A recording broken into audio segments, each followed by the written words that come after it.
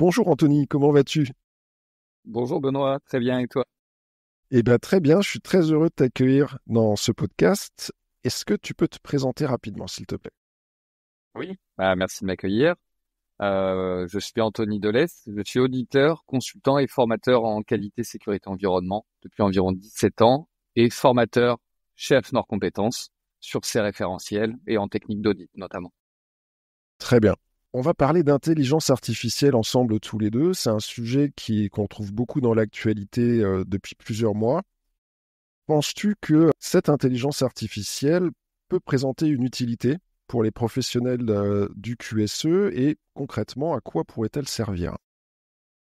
Alors oui, c'est vrai que la vague d'arrivée de l'IA dans le monde du travail, on l'utilise déjà peut-être à titre personnel aussi, mais dans le monde du travail peut être super intéressante, très intéressante, parce qu'elle va avoir plusieurs avantages. Alors je parle là d'IA générative, donc l'IA de type pour l'instant ChatGPT, Copilot pour Microsoft, il y en a plusieurs, il y en a des spécialisés.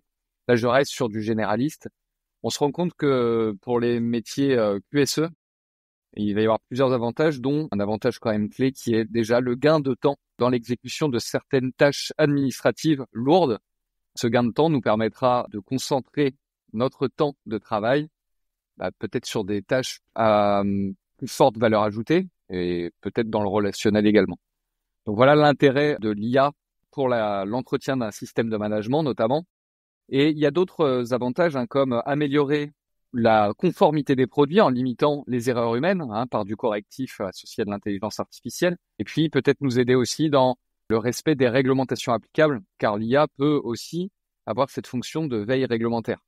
Quelques cas d'usage, comme tu me l'as demandé, effectivement, ça peut aider à créer des documents, des procédures, des instructions, même des vidéos, carrément, basées sur un échange avec cette IA qui permettra au final de créer des documents très spécifiques comme un processus de gestion des non-conformités ou une politique dans un format spécifique, nous aider à créer la liste des enjeux de l'entreprise.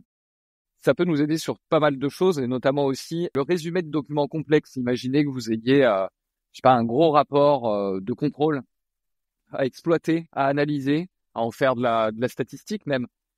Vous donnez ces rapports-là et l'IA se charge du reste pour vous simplifier la lecture et le résumé de ces documents. Après, on peut encore avoir d'autres usages comme l'automatisation de tâches. Alors attention, même si l'automatisation est un peu différente de l'IA, les deux couplets peuvent nous aider à gagner énormément de temps sur de l'analyse d'indicateurs, de l'analyse prédictive, plein d'exemples comme cela. Et enfin, ça pourrait aussi aider à la recherche de documents, à la recherche documentaire au sein du système de management en y associant un petit robot doté d'une IA qu'on aurait entraîné.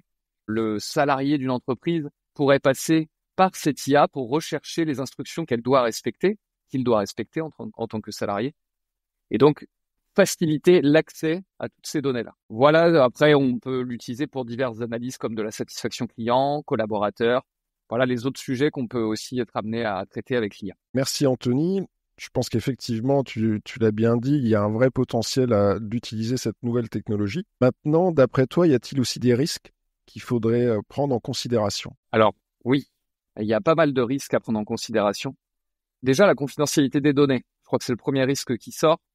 On en entend parler déjà pas mal. Forcément, une entreprise va se dire, si je laisse ChatGPT à mes salariés, si je leur autorise le partage de documents, où partent les données? Effectivement, même si OpenAI, l'entreprise qui a créé ChatGPT, garantit une certaine confidentialité des données, on ne peut pas en être sûr à 100%.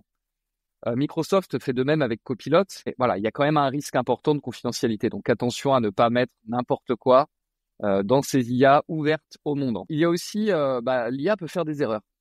Elle fait pas mal d'erreurs. En fait, j'ai remarqué une chose, c'est que l'IA a du mal à dire qu'elle ne sait pas. Donc, elle va essayer d'apporter des réponses, même si elle n'est pas sûre de sa réponse. Donc, c'est là où l'humain doit encore être là pour valider, verrouiller certains retours de l'IA pour être sûr que l'information est bonne. Donc, c'est pas parce qu'on utilise l'IA que ça veut dire qu'on ne doit plus être compétent dans notre fonction, et c'est grâce à notre compétence qu'on peut valider l'utilité de l'IA. Et enfin, il y a une grosse problématique qui sort en ce moment aussi, c'est la problématique de l'éthique. Pourquoi? Parce que l'IA, elle a été entraînée par des personnes, par même énormément, des millions de personnes maintenant, puisque à chaque fois que vous faites une requête auprès de ChatGPT ou de Copilot, vous l'aidez à s'alimenter.